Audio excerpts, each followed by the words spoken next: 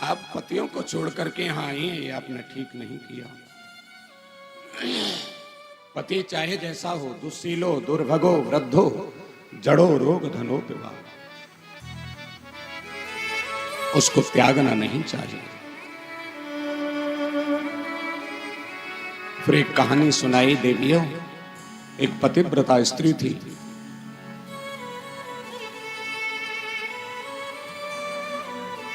उनके पति एक दिन बाहर जंगल से आए, थके हुए थे, लेट गए, नींद आ गई, वो पंखा झलने लगी। इतने में उनका बच्चा और यज्ञ कुंड के पास पहुंचा। यज्ञ कुंड में अग्नि थी। मनी मन ये सोचने लगी कि यदि ये यज्ञ कुंड में पहुंच गया तो जल जाएगा, और यदि मैंने पंखा चलना बंद किया तो पति की नींद खराब हो जाएगी। कन्हैया कहते हैं देवियों,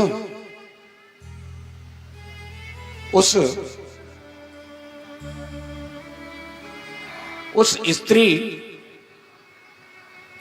ने हाथ जोड़ करके भगवान को प्रणाम किया और कहा, भगवान यदि मनसा वाचा कर्मणा मैंने अपने पति की सेवा की हो तो आप ही मेरे बच्चे की रक्षा करना। यज्ञ कुंड में पहुंचने के बाद भी वो बच्चा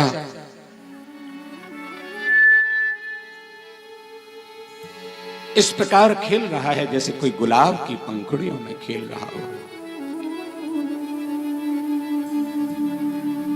नींद खुली, पंखा छोड़ करके दौड़ी दौड़ी गई, बच्चे को उठाया, गोद में लिया। ऐसा होता है पतिव्रत धर्म का प्रभाव। गोपियों ने कहा, गोविंद हम तो सब कुछ छोड़ करके और आपके पास चली आई, और आप कहते हो लौट जाओ। चित्तम सुखेन भवतः परिहितम गृहेषु, हमारे चित्त को तो पहले ही आपने चुरा रखा है। हे चित्त चोर, हमारे ये जो पैर हैं ये आपके पास से दूर जाना नहीं चाहते। आप ही हमें अपने चरणों में आश्रय दो। और आप जो कहानी सुना रहे हो ना, ऐसी कहानी तो हमें भी आती है 10-8। तुम्हें आती है तो तुम भी सुनाओ। इन्होंने कहा एक पतिव्रता स्त्री थी, पति की बड़ी सेवा करती थी। एक दिन अचानक पति ने कहा कि देवी मुझे कुछ समय के लिए, कुछ दिनों के लिए बाहर जाना पड़ेगा। इन्होंने कहा तो जब तक मेरा जीवन कैसे व्यतीत होगा।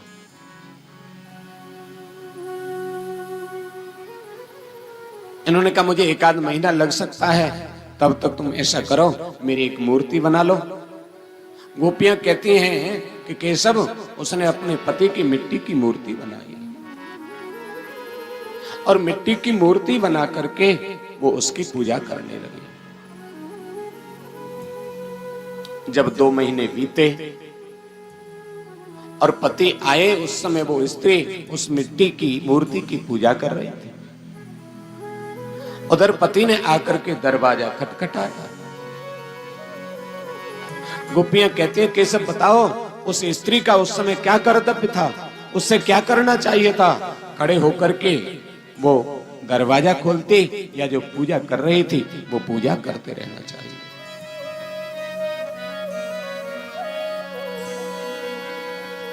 माताएं आप बताएंगी, बताइए उस स्त्री को क्या करना चाहिए? खड़े होकर के दरवाजा खोलना चाहिए, या अपने पति की जो पूजा कर रही है वो पूजा करते रहना चाहिए? क्या करना चाहिए? पूजा करते रहना चाहिए। आप लोग बताएं उसके लिए क्या कर्तव्य है? ऐसी स्थिति में उसको क्या करना चाहिए? उसको खड़े होकर के दरवाजा खोलना चाहिए, या जो पूजा कर रहे हैं उस पूजा को बीच में नहीं छोड़ना चाहिए, पूजा करते रहना चाहिए।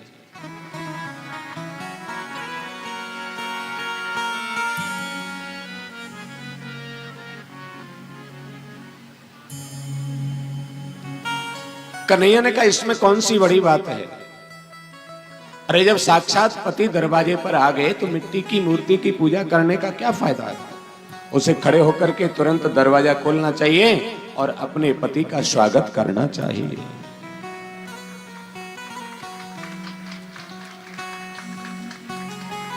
गोपियां कहती हैं कन्हैया तो न्याय हो गया ना आपके ही मुंह से। हम तो सब कुछ छोड़ करके आपके चरणों में आ गए और आपके चरणों में आए हैं और आप कहते हैं कि उन पतियों के पास चले जाओ जिन पतियों की बात आप कर रहे हैं वो तो मिट्टी के पुतले हैं। हम तो परब्रह्म परमात्मा जो सबके पति हैं, जो संसार के पति हैं, उनकी शरण में आ गए और जब उनकी शरण में आ गए तो उन मिट्टी के पुतलों की पूजा करने के लिए क्यों कह रहे हैं? कि ऐसे पति को क्या भरे जो जन्मे और मर जाए। अरे बरबरिए गोपाल जू जो चुड़ लो अमर हो जा।